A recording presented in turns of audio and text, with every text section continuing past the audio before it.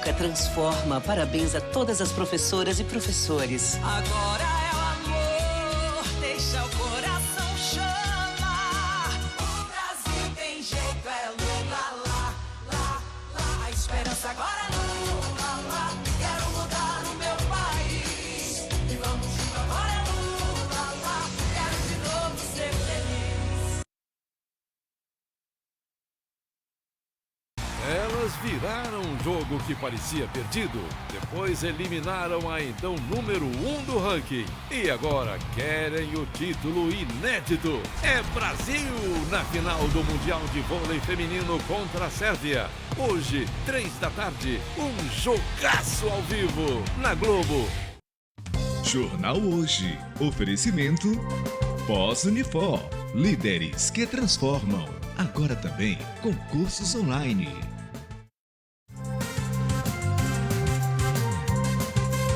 Boa tarde. O caso Thiago Brenan. O empresário pagou fiança e foi solto poucas horas depois de ser localizado pela polícia. O Brasil não mantém acordo de extradição com os Emirados Árabes Unidos, onde ele foi preso. Brenan é acusado de lesão corporal por ter agredido uma mulher em uma academia. Tragédia da Turquia. 41 pessoas morreram na explosão de uma mina de carvão. Os protestos no Irã completam um mês. A morte de uma jovem que estava sob custódia da polícia causou a revolta no país. E mais, Expo Carnaval em Salvador exalta a principal festa popular do Brasil. E uma exposição dos brasileiros, Os Gêmeos, revela os segredos do universo criativo dos artistas. O Jornal Hoje está começando.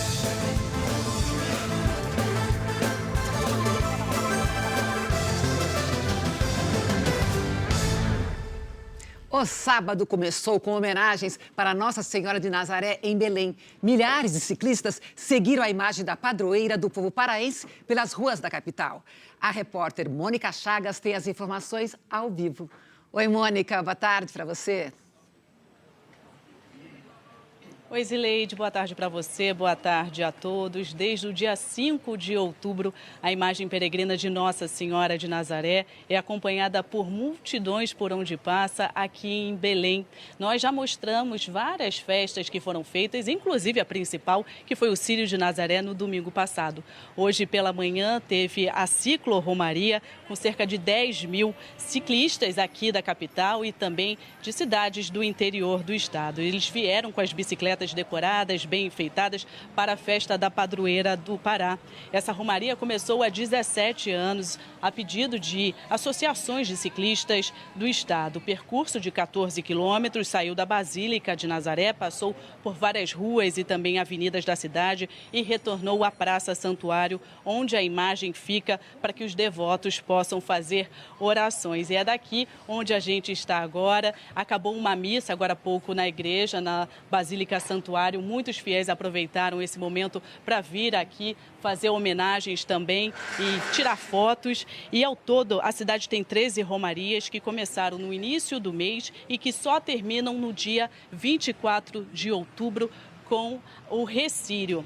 A 9ª Romaria será daqui a pouco, que é a Romaria da Juventude e que deve reunir, segundo a igreja, 35 mil jovens. Mais um momento de muitas homenagens, fé e emoção. Zileide.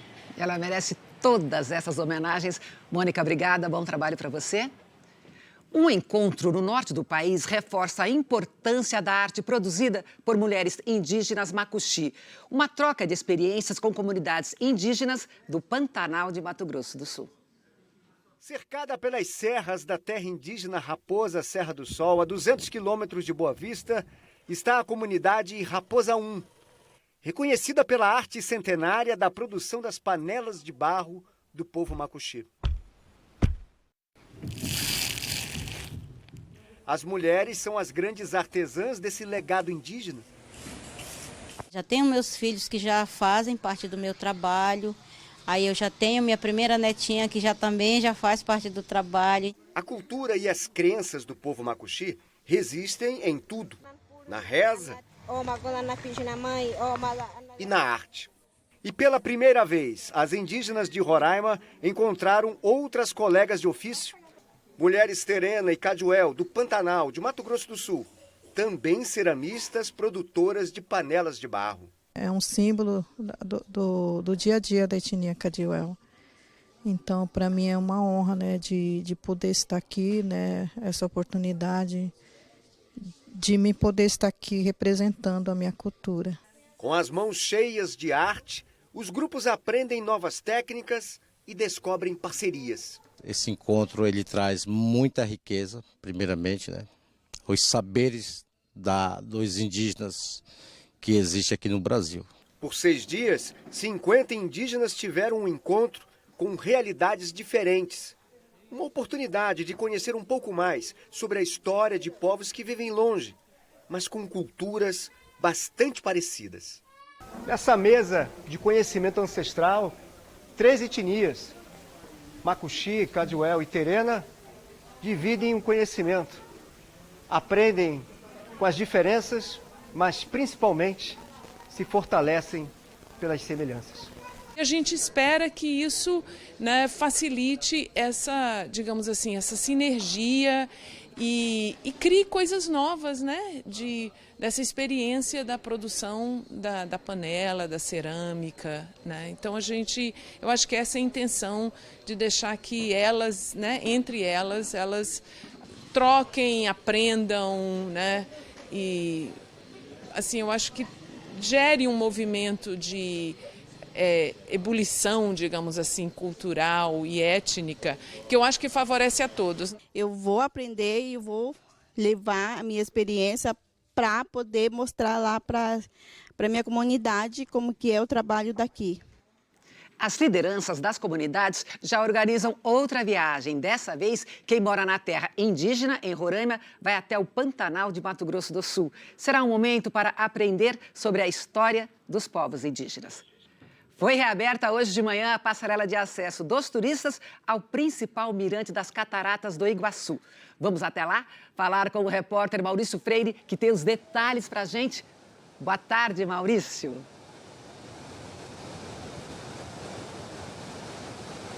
Oi, Zileide. Boa notícia para o turista, né? Essa passarela onde eu estou foi interditada na quarta-feira, depois que a vazão do Rio Iguaçu subiu de forma muito rápida.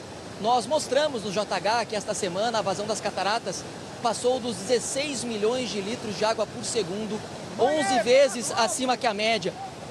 E depois dessa vazão ela foi diminuindo. Hoje de manhã, uma equipe formada por geólogos, engenheiros civis, fizeram uma avaliação da passarela e da estrutura da encosta do rio que chega até a trilha, que traz os turistas até a trilha. Eles confirmaram que havia segurança para a reabertura. Dessa passarela, o turista tem uma visão única, fica de frente para as cataratas. É a passarela também que leva os turistas até o Mirante da Garganta do Diabo, a principal queda aqui do Parque Nacional do Iguaçu. Daquele mirante, o turista sai completamente molhado, mas com um sentimento de emoção. Essa reabertura foi possível também porque a vazão do rio diminuiu. Neste momento está em 9.900.000 litros de água por segundo. Muita água. Eu estou todo molhado. Zileide. Obrigada, bom trabalho. Ainda hoje, os segredos do universo criativo dos artistas brasileiros, os Gêmeos. A seguir, 41 pessoas morrem na explosão de uma mina de carvão na Turquia. O processo para trazer Thiago Brenan de volta para o Brasil. E a previsão do tempo para todo o país. Até já.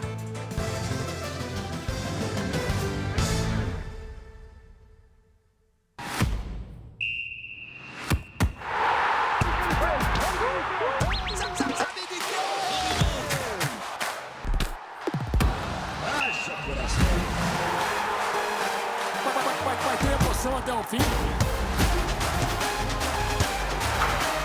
Opa! Que beleza!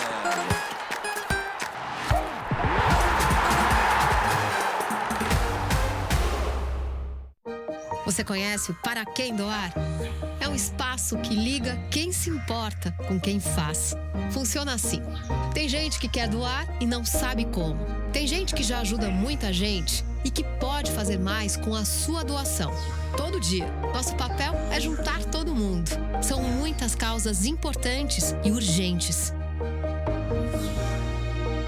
Acesse e doe.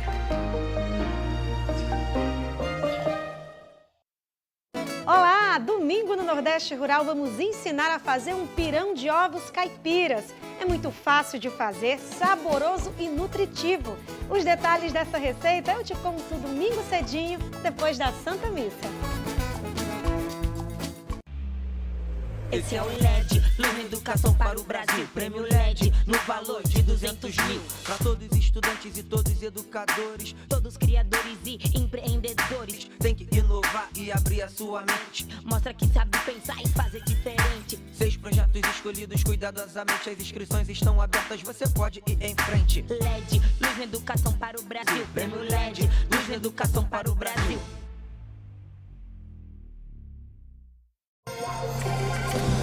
Acesse o QR Code ou baixe o aplicativo do G1 e fique por dentro de tudo o que acontece no nosso estado. A nossa cabeça nunca está vazia. Mas quando a gente encontra o conhecimento,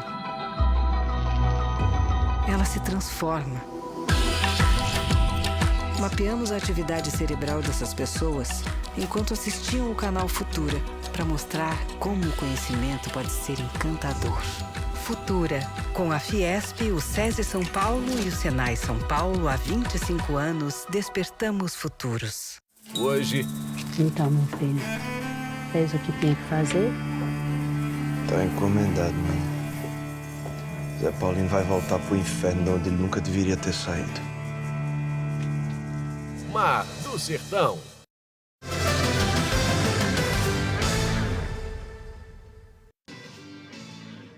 A Justiça decretou a segunda prisão preventiva do empresário Thiago Brenan, acusado de cometer crimes sexuais. O brasileiro tinha sido preso nos Emirados Árabes Unidos na quinta-feira. A extradição dele depende de um acordo que ainda está sendo negociado entre os dois países.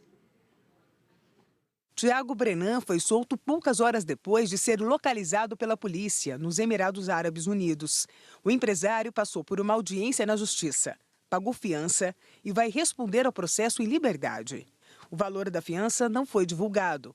Brenan teve que informar o endereço fixo, não pode deixar o país árabe e se comprometeu a comparecer às audiências sempre que for intimado. Agora, a Justiça brasileira vai ter que acionar mecanismos diplomáticos para garantir o retorno do empresário ao Brasil, porque os dois países não têm um acordo formal de extradição.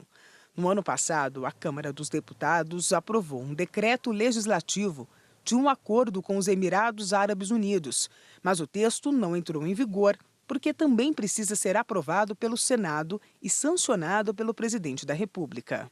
Este doutor em Direito Internacional acredita que a proposta em tramitação, mesmo sem valor jurídico, deve servir de base para a negociação diplomática entre Brasil e Emirados Árabes.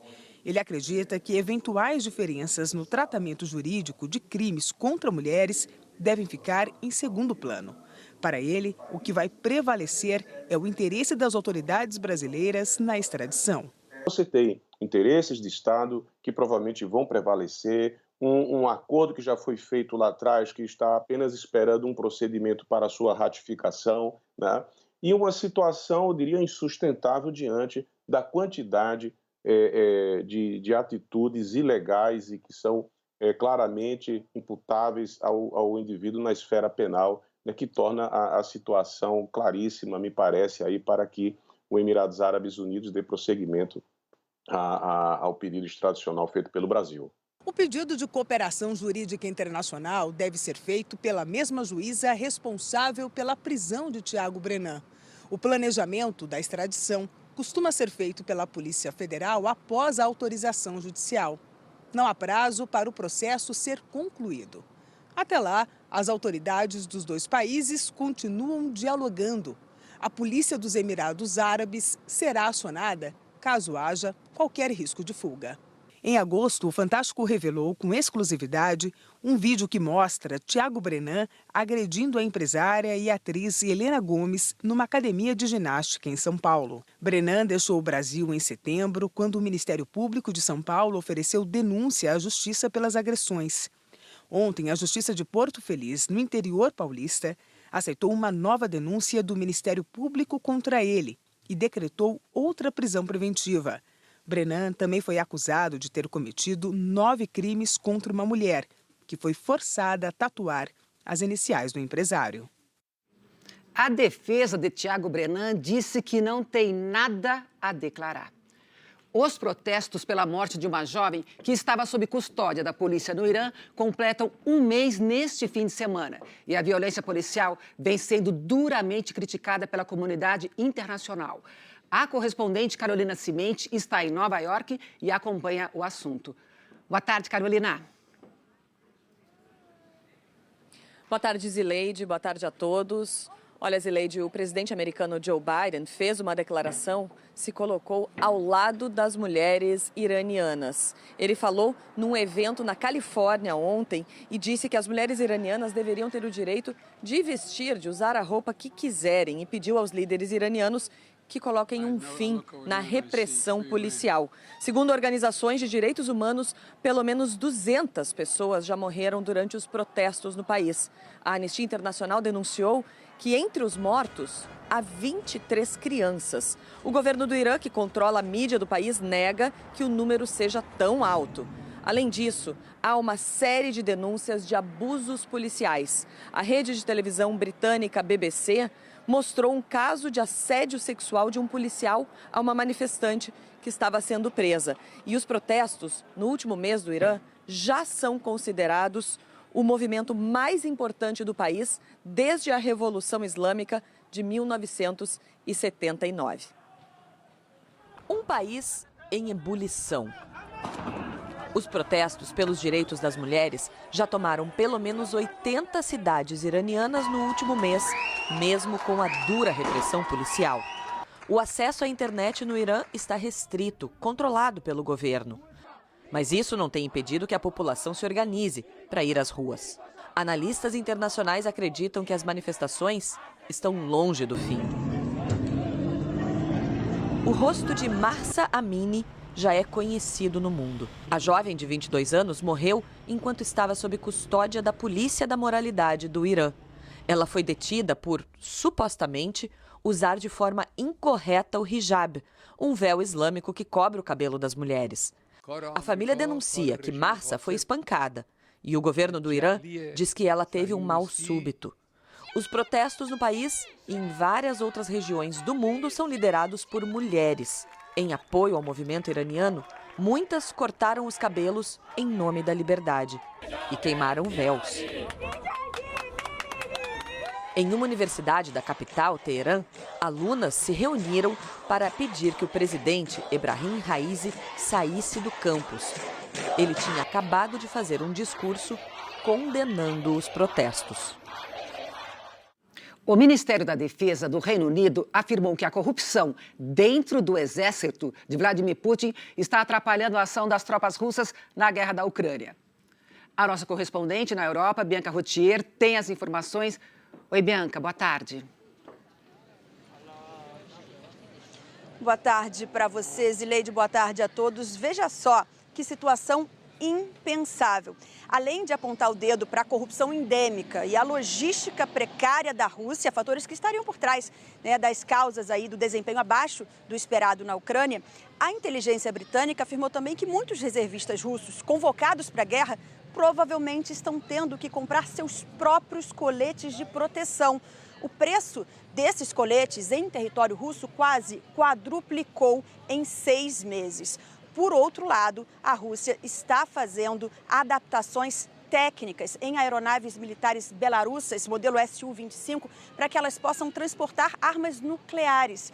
Os Estados Unidos alertaram que podem impor sanções a pessoas, países e empresas que fornecerem armas ou apoiarem a Rússia. E depois da semana marcada por reuniões em Washington, os países membros do Fundo Monetário Internacional emitiram um apelo quase unânime para que a Rússia ponha logo um fim à guerra. Só não foi unânime porque o governo russo naturalmente bloqueou o comunicado conjunto. A conclusão é que o conflito é o maior fator que alimenta a inflação e desacelera a economia global. Zileide, além de todos os horrores, diante dos nossos olhos, os nossos bolsos também sentem as consequências da guerra de Putin. Sem dúvida, obrigada, Bianca. Bom trabalho para você. E 41 pessoas morreram na explosão de uma mina de carvão no norte da Turquia. Segundo o governo turco, 110 pessoas trabalhavam no local no momento do acidente. Pelo menos 10 ainda estão internadas. A explosão aconteceu ontem no fim da tarde. Mais de 50 pessoas chegaram a ficar presas a aproximadamente 300 metros de profundidade em galerias subterrâneas. Autoridades do país vão investigar as causas do acidente. O fogo já foi contido, mas as equipes de resgate continuam trabalhando no resfriamento da mina.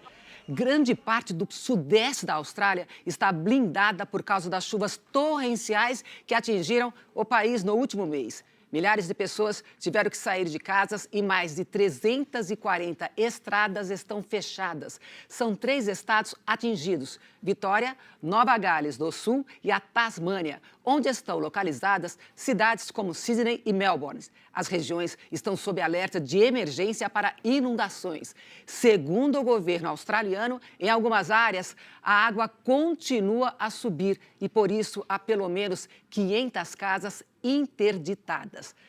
Vamos agora saber como fica o tempo aqui no Brasil. Jaqueline, boa tarde. Onde teremos sol, se é que teremos? Teremos sim. Boa tarde para você, Zileide, para você também. Em algumas regiões, por exemplo, no Nordeste. A previsão é de tempo firme no interior de todos os estados nordestinos, em cidades do Centro-Oeste e em parte do Sudeste. Eu citei as áreas onde a chance de chuva é 0, tá? E por isso mesmo, a umidade do ar deve despencar em parte do Nordeste, do Norte, do Centro-Oeste, também do Sudeste, onde está a laranja aqui, a umidade deve ficar abaixo dos 20%. É o caso de Cuiabá. Umidade deve ficar pertinho dos 15%. Olha o sol aí. E com máxima de 35 graus. Faz muito calor agora também em outras capitais. Veja se é o seu caso. Em Palmas com 40, Teresina 38, Goiânia 36, Macapá 35 e São Luís 34. Pediu sol, trouxe. E tá aí chuva.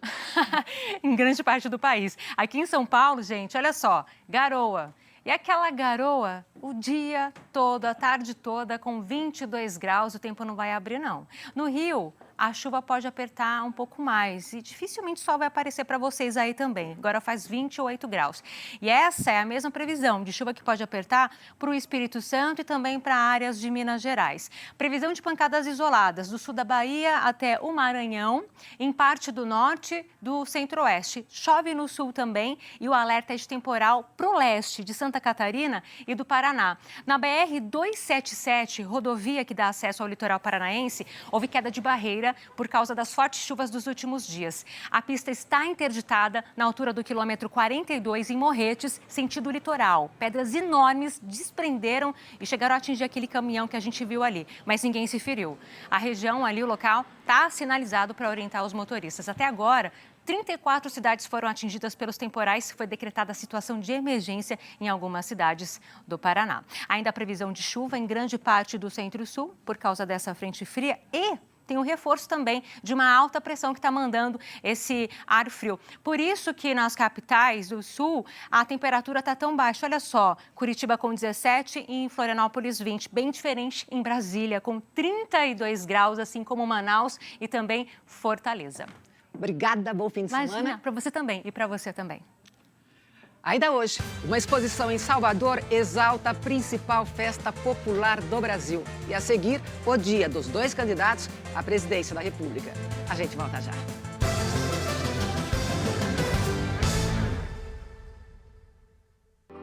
Neste fim de semana, abrem-se as portas do maravilhoso mundo da tecnologia híbrida a todos os clientes da Caoa.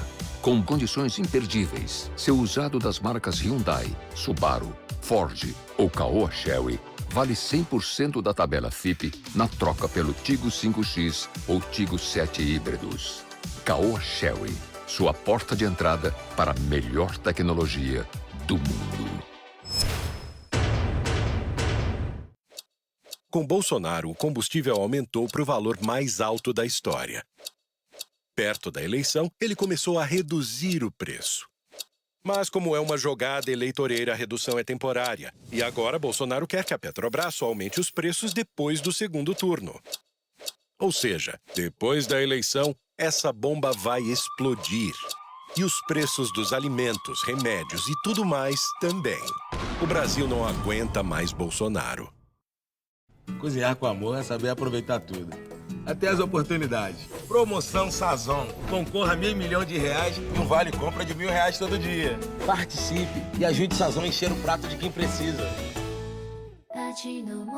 Brisa segue o instinto e decide ir atrás do marido no Rio de Janeiro. É meu coração que tá mandando eu ir lá, minha irmã. Desde ontem que ele tá me dando sinal. Harry nunca me escondeu nada. Pra ele tá escondendo só pode ser alguma coisa muito ruim. Hoje... Brisa? Tu estás vindo pra cá? E Ari, onde é que tá?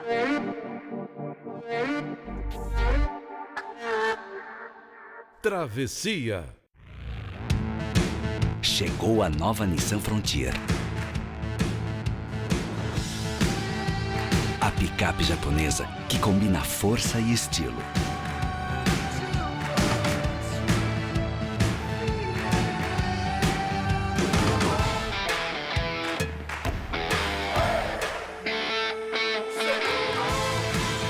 Nova Nissan Frontier, desenhada para fazer mais.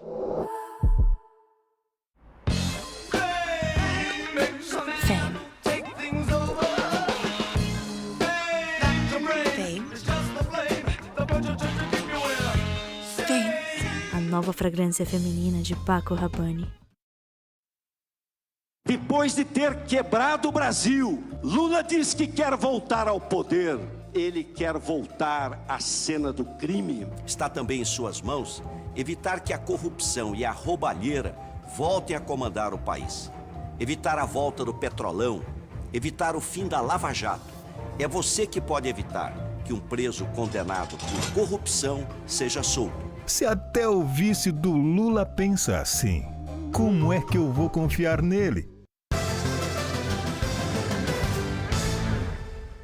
O corregedor do Tribunal Superior Eleitoral, ministro Benedito Gonçalves, deu um prazo de 3 dias para o ministro da Justiça, Anderson Torres, e o presidente do CAD, o Conselho Administrativo de Defesa Econômica, Alexandre Macedo, se explicarem sobre as investigações contra os institutos de pesquisa. Na última quinta-feira, o presidente do TSE, ministro Alexandre de Moraes, barrou o andamento das investigações e afirmou que cabe à Justiça Eleitoral a fiscalização dos institutos.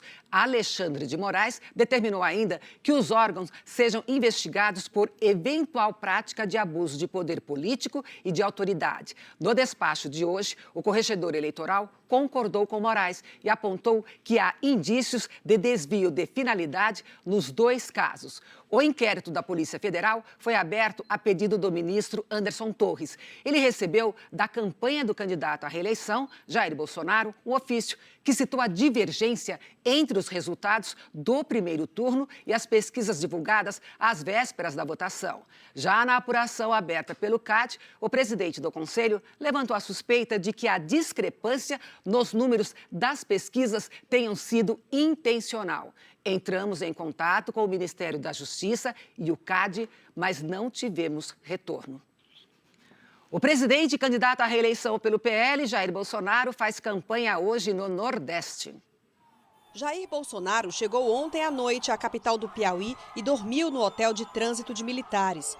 O candidato vai visitar várias cidades no Nordeste. Hoje, por volta das 9h30 da manhã, Bolsonaro conversou com militares e eleitores. Ele também tirou fotografias. Depois subiu na caçamba de uma caminhonete e saiu do hotel em uma carreata pela principal avenida da cidade. O candidato do PL à reeleição, Jair Bolsonaro, também esteve neste centro de convenções em Teresina. Ele participou de um comício e fez um discurso a apoiadores. Bolsonaro estava acompanhado de lideranças políticas locais e falou por 26 minutos. Ele citou o Auxílio Brasil e o desempenho da economia no governo dele. Disse que, se for reeleito, vai aprovar a redução da maioridade penal.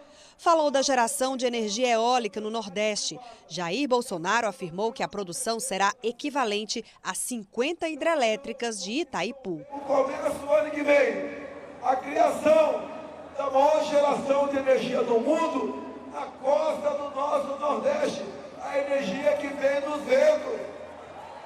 Vamos produzir no Nordeste em energia o equivalente a 50 hidrelétricas de Itaipu.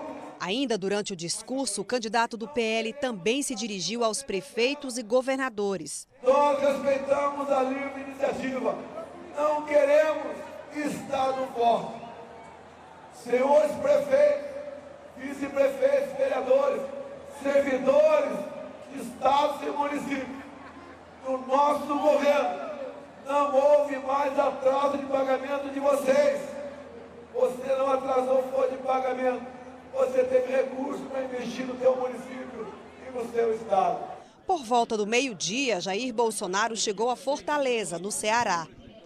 O candidato do PT, Luiz Inácio Lula da Silva, está em São Paulo, mas não teve compromissos públicos de campanha hoje de manhã. Ontem à tarde, Lula participou de uma caminhada na área central do Recife. Em um carro aberto, o candidato cumprimentou eleitores e distribuiu flores. Os apoiadores acompanharam o ato das ruas e também dos prédios. Na Ponte Coelho Duarte, que liga duas das principais avenidas da cidade, uma enorme bandeira nacional foi aberta. A caminhada terminou no pátio da igreja de Nossa Senhora do Carmo, padroeira do Recife. No local, Lula discursou em cima de um trio elétrico, ao lado de políticos aliados. Lula afirmou que, se eleito presidente, vai acabar com a fome e reduzir a inflação dos alimentos. E também falou sobre o combate à violência contra as mulheres. O povo brasileiro vai voltar a ter emprego. O povo brasileiro vai voltar a tomar café, almoçar e jantar todo dia. O povo brasileiro vai poder viajar de avião para onde ele quiser. O povo brasileiro vai ser respeitado, como já foi no meu tempo de governo. Nós vamos ser muito duros no combate à violência contra a mulher. Nós vamos ser muito duros. Nós vamos ser muito duros com aqueles homens que não respeitam as mulheres. E nós vamos começar fazendo a regulamentação numa lei que está lá na Câmara, que garante a mulher, já está na Constituição, que garante a mulher que faz o mesmo trabalho do homem, ela ganhar o mesmo salário do homem. Depois do ato em Pernambuco, Lula voltou para São Paulo. Por volta das 9h30 da manhã de hoje, o candidato saiu de casa em um carro. Sem compromissos públicos, Lula deve passar boa parte do dia nesta produtora na zona oeste de São Paulo. Assessores disseram que o candidato gravou programas para o horário eleitoral gratuito e tem reuniões marcadas com a presidente do PT, Gleisi Hoffmann, e com os coordenadores da campanha. O Datafolha divulgou a segunda pesquisa de intenção de voto no segundo turno para presidente da República. A pesquisa foi contratada pela Folha de São Paulo e pela Globo. Na quinta-feira e ontem, o Instituto perguntou a 2.898 eleitores se o segundo turno da eleição fosse hoje, em quem você votaria para presidente da República. Segundo o Datafolha, a disputa continua estável, com Lula do PT à frente de Jair Bolsonaro do PL. Os dois mantiveram os mesmos percentuais de intenção de votos da semana passada. A margem de erro é de 2 pontos percentuais, para mais ou para menos. Na pesquisa passada, 49% responderam que votariam em Lula. Agora, de novo, 49%. Na margem de erro, de 47% a 51%. Na semana passada, 44% responderam que votariam em Bolsonaro. Na nova pesquisa, mais uma vez, 44%. Pela margem de 42% a 46%. Brancos e nulos eram 6%. Agora, 5%. Não sabem ou não responderam, 2%. Agora, 1%. Agora os resultados, sem considerar os eleitores indecisos, os votos em branco e os nulos. A Justiça Eleitoral totaliza os resultados da eleição com base nos votos válidos. Luiz Inácio Lula da Silva tinha 53% dos votos válidos na semana passada. Na nova pesquisa, o índice se manteve. Com a margem, Lula teria de 51% a 55%. Jair Bolsonaro tinha 47% dos votos válidos. O índice também se manteve. Com a margem, Bolsonaro teria de 45% a 49%. O Datafolha também divulgou a avaliação do governo de Jair Bolsonaro. No começo de setembro, 31% consideravam o governo Jair Bolsonaro ótimo ou bom. Depois, 30%, 32%, 31%, 37%, agora 38%. 25% avaliaram o governo como regular em 2 pesquisas, depois 23%, 24%, 22% nas 2 últimas rodadas. 42% consideravam o governo Bolsonaro ruim ou péssimo, 44% nas 3 semanas seguintes, depois 40%, agora 39%. Desde setembro, 1% não soube responder. O Datafolha pediu que os entrevistados avaliassem a confiança que eles têm nas declarações do presidente Jair Bolsonaro. No começo de setembro, 19% disseram que sempre confiavam nas declarações do presidente. Depois, 21% nas 3 semanas seguintes. 28%, agora 26%. Os que às vezes confiavam nas declarações de Bolsonaro eram 29%. Depois, 27%. 26% 2 vezes. 25%, agora 26%. No começo de setembro, 50% disseram que nunca confiavam nas declarações de Bolsonaro. Depois, 51%, 52%, 51%, 46%, agora 47%. Desde setembro, 1% não soube responder. O Datafolha entrevistou 2.898 eleitores em 180 municípios na quinta-feira e ontem.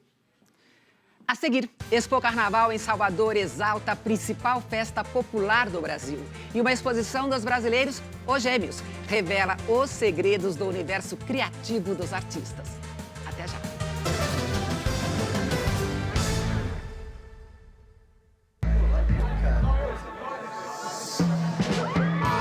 Não.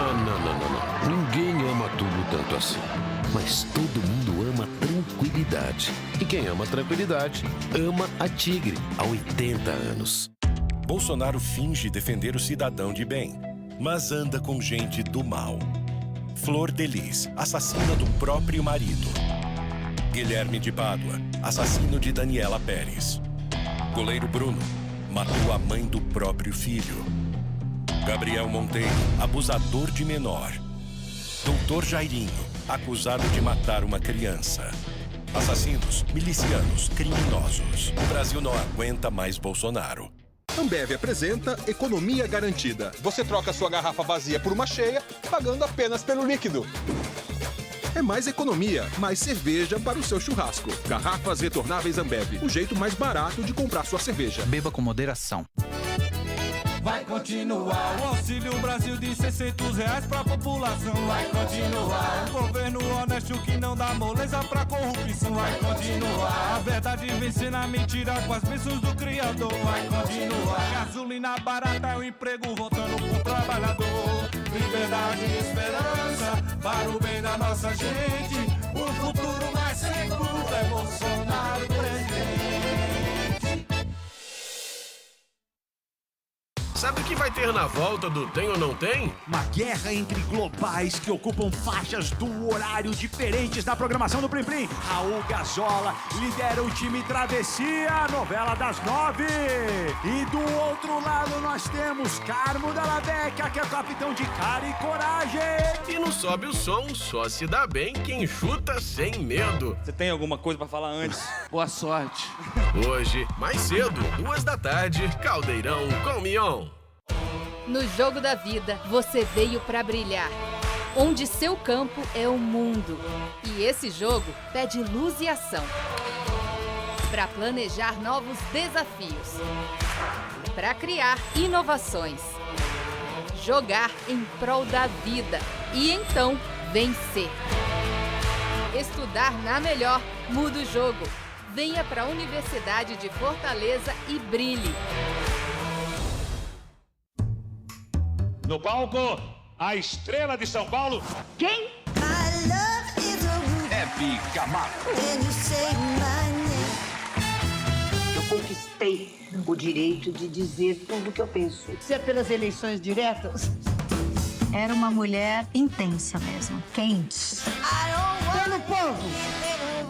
Cada declaração de amor.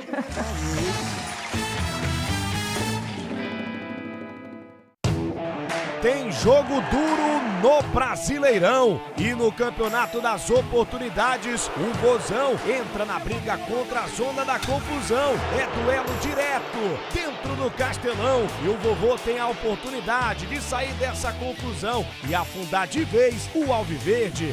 Ceará e Cuiabá, amanhã, 4 da tarde, futebol na Verdes Mares. Aqui é Brasileirão.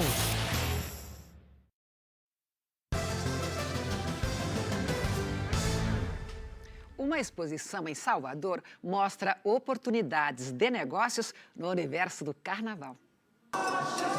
Os Filhos de Gandhi, um dos mais antigos blocos de Salvador, levaram a batida afro para a abertura da Expo Carnaval. O evento reúne 61 expositores de todo o país, empresas de vários setores da economia criativa que oferecem produtos e serviços para a folia. Aqui, a festa mais popular do país está sendo apresentada como uma oportunidade de negócios, geradora de emprego e renda. Todos os que vivem desse mercado, que vivem do carnaval, precisam entender o que traz de fato valor para as marcas, para os patrocinadores, mas sem esquecer também da experiência do folião. Os painéis de discussão colocam lado a lado representantes das 7 cidades que fazem os maiores carnavais do Brasil: Salvador, Rio de Janeiro, São Paulo, Recife, Olinda, Belo Horizonte e Brasília. Eles discutem os principais desafios que o carnaval enfrenta para se tornar mais inovador, sustentável e lucrativo. A gente sente na pele o que é hoje toda a parte de produção, do entretenimento, da produção cultural nacional, o deslocamento entre as cidades cada vez mais complexo por conta, dos preços das passagens aéreas, de toda a logística que envolve a movimentação de pessoas. Tem que gerir essa experiência de carnaval, de quem quer o carnaval e não quer o carnaval, uma cidade que tem que funcionar, e um pouco de uma plataforma nacional de reconhecimento do carnaval como um setor econômico importante para o país. O diretor artístico do Rock in Rio, Zé Ricardo, e o comentarista de Carnaval da Globo, Milton Cunha, falaram sobre diversidade e criatividade, 2 pilares da folia. O que é que a gente precisa preservar, resguardar? Os velhos mestres. E aí joga para a galera, joga para o turista, respeitando a comunidade. A Bahia está propondo, através da Expo Carnaval, não só a festa, mas a conversa, a discussão, a troca, o papo saudável, para que as pessoas saiam daqui com coisas que elas não tinham antes. Eu acho que é muito interessante. A exposição também abre espaço para que qualquer pessoa dê vazão ao seu lado musical. Aqui nessa sala, quem quiser pode participar de oficinas com percussionistas que ensinam ritmos de origem africana, como o Ijexá, muito tocado pelos blocos afro no Carnaval da Bahia. Eu tô achando maravilhoso, uma experiência maravilhosa. E tá aprendendo?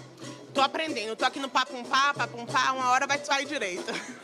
Se a Laura quiser aprender um pouco mais, o maracatu, um dos ritmos do Carnaval pernambucano, tem muito a ensinar.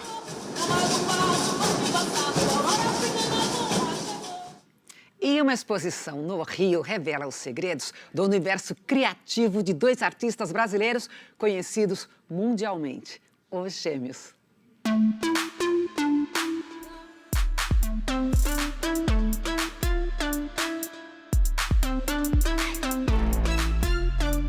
Ninguém nasce sabendo, mas desde cedo, os Gêmeos já mostraram um talento extra para o desenho. Ainda pequenos, faziam aquarelas, rabiscos incríveis e até quadrinhos. Um belo material que eles revelam na exposição Nossos Segredos, no CCBB, no Rio.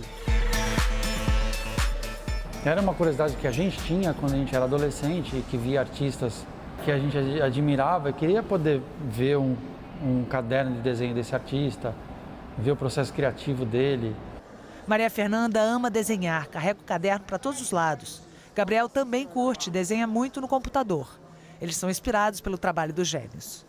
É muito bom saber que eles começaram do mesmo lugar que a gente pode chegar no mesmo lugar que eles. Eu estou muito impressionado com a arte deles, achei incrível. Espero algum dia chegar nesse ponto. Gustavo e Otávio Pandolfo são apaixonados pela cultura hip-hop. Nos anos 80 tocavam rap, dançavam break e foi no grafite que eles se desenvolveram. A gente vê o nosso trabalho como um trabalho de arte. Dentro dele tem várias linguagens, entre elas o grafite. porque foi um dos primeiros que a gente se identificou e entendeu que era uma ferramenta direta com as pessoas, que você pudesse conversar diretamente com todo tipo de pessoa. A exposição é uma baita retrospectiva com mais de 1000 peças. Reúne obras do acervo pessoal deles e de colecionadores. Dá pra ver uma referência clara, assim, é o hip hop, é o break, né? Tem as caixas de som, ali na frente tem a estátua lá dançando break. A mostra traz experimentações que eles fizeram ao longo da vida com objetos do cotidiano. E bordados de Dona Margarida, a mãe, sobre desenho dos filhos. Também tem instalações imersivas. Esse personagem gigante no pedestal mede 18 metros. O pequeno Ben ficou impressionado. Eu vi os desenhos deles mais cedo, é muito hip hop, é muita influência disso. Eu acho que eu não sabia disso, mas agora eu olho para a arte deles um pouco diferente. Em casa eles desenhavam exaustivamente, precisavam expandir. Daí eles foram para as ruas, aprimorar a técnica, o estilo, o traço. Os gêmeos então conquistaram os museus, as galerias, os centros culturais. Mas os artistas jamais deixaram de fazer arte para todos. Pintaram um gigante na fachada da Tate Modern, em Londres, um dos principais museus do mundo. Também outro gigante aqui no Museu do Oscar Niemeyer, em Curitiba. Um vagão de trem em João Pessoa, um avião aqui também no Brasil e diversos murais espalhados pelo mundo. Esses aqui são em prédios em Nova York e até uma fachada de um castelo na Escócia. As obras dos gêmeos encantam tanto pela delicadeza dos personagens quanto pelas mensagens que passam. Com todos aqueles protestos contra apagarem as obras dele, acho que continuou muito feliz as artes dele. Nesta obra, personagens dos gêmeos dividem tela com militares feitos pelo polêmico artista plástico britânico Banksy. A crítica política e social, com frequência, permeia o tema das obras de ambos. A arte é isso. A gente está na rua, a gente está pintando, a gente está vulnerável. Né? E é uma voz também, não só a gente, mas trabalho de outros artistas também que estão nessa cena, que estão na rua, que estão se expressando.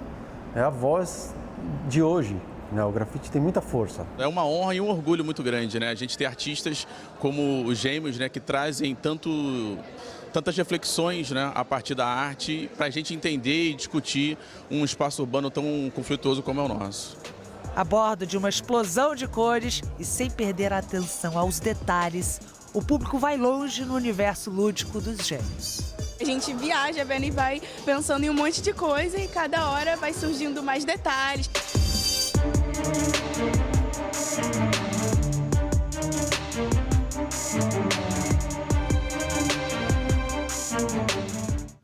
E daqui a pouco o Brasil enfrenta a Sérvia na final feminina do Mundial de Vôlei. E o Luiz Roberto já está pronto para a transmissão.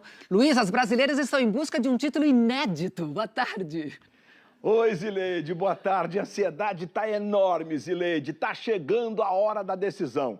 É um título que está sendo esperado por uma vida. É um título inédito para a nossa seleção feminina. O jogo é contra a Sérvia, como você disse, daqui a pouquinho, às 15h. A Sérvia é a única seleção invicta, é campeã europeia, foi medalhista de bronze nos Jogos Olímpicos. O Brasil ganhou a medalha de prata.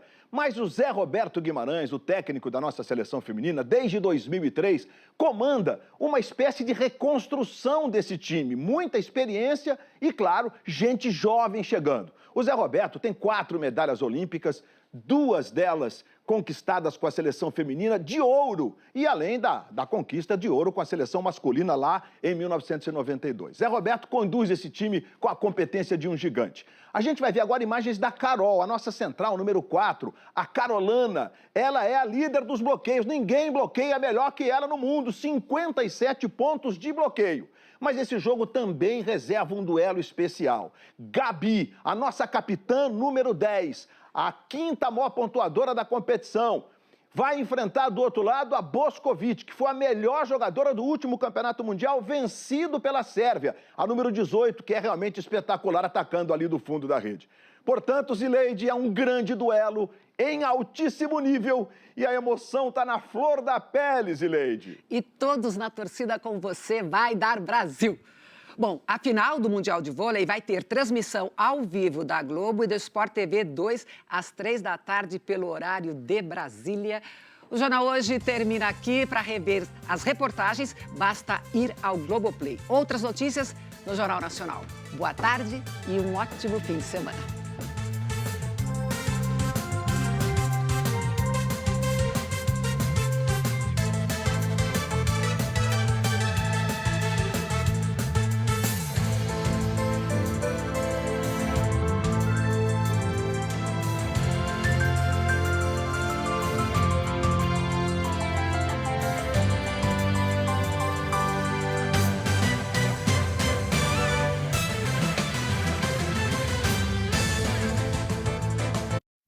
Jornal Hoje. Oferecimento Pós-Unifor. Líderes que transformam. Agora também com cursos online. Acesse o QR Code ou baixe o aplicativo do G1 e fique por dentro de tudo o que acontece no nosso estado. Ei, você que está curtindo a programação da Verdes Mares. Fica atento, pois excepcionalmente hoje, por conta do jogo entre Brasil e Sérvia no Mundial Feminino de Vôlei, os programas Se Liga e Vamos Descobrir não serão exibidos. Mas a gente já está preparando um programão daqueles para o próximo sábado. Caldeirão com Mion. Oferecimento